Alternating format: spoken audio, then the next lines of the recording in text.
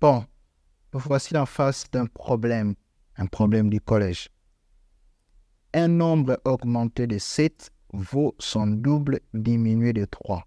Trouvez ces nombres. C'est un problème que nous demandons de résoudre.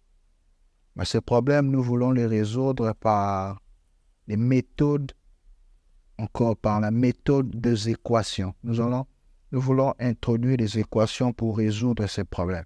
Nous commençons par les choix de l'inconnu. Qu'est-ce que nous a posé comme problème? On nous demande de trouver ces nombres.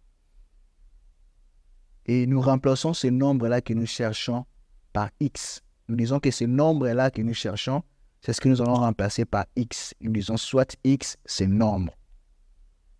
Et puis nous passons à la deuxième étape qu'on appelle la mise en équation. La mise à l'équation. Nous allons lire les problèmes et remplacer les problèmes par l'inconnu que nous avons choisi, x. Ils disent un nombre. Alors ces nombres, nous les remplaçons par x parce que nous avons choisi de remplacer ces nombres par x.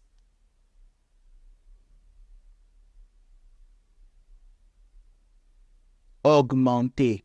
Augmenter signifie additionner. Nous remplaçons, nous ajoutons plus. Augmenter de combien? De 7. Nous aussi, nous écrivons plus 7. Notre nombre augmenté de 7. X plus 7. Ils disent vaut, alors nous écrivons égal. Son double. Si notre nombre c'est x, donc le double c'est notre nombre x fois 2, donc 2x. On écrit 2x, donc le double de notre nombre que nous recherchons. Diminuer, cela veut dire moins.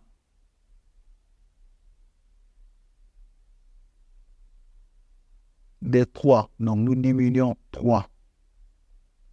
Moins 3. Là, maintenant, nous avons formé notre équation. Notre équation, c'est x plus 7 égale 2x moins 3. Nous avons formé l'équation. Il nous reste simplement qu'à résoudre l'équation que nous avons formulée. Et pour résoudre l'équation, qu'est-ce que nous faisons? Nous regroupons les termes en x ensemble, nous les plaçons au premier membre. Nous avons x avec 2x qui sont les termes en x. Et les termes indépendants, nous avons 7 et moins 3. Les termes en x seront placés au premier membre. Cela veut dire à gauche de l'égalité, les premiers membres. Parce que l'équation est divisée en deux parties. Et c'est les signes de l'égalité qui divisent l'équation. Les premiers membres, c'est tout ce qui est avant les signes d'égal, donc les signes d'égalité. Et les deuxièmes membres, c'est tout ce qui est à droite des signes d'égal. Tout ce qui vient après égal. Et nous plaçons le terme en x à gauche du signe de l'égalité. Nous avons x qui était déjà là, il reste x. 2x qui va de l'autre côté, qui devient moins 2x. Nous disons égal. Et puis 7 qui était dans les premiers membres, qui rejoint l'autre membre, change de signe. C'était plus 7 qui devient moins 7.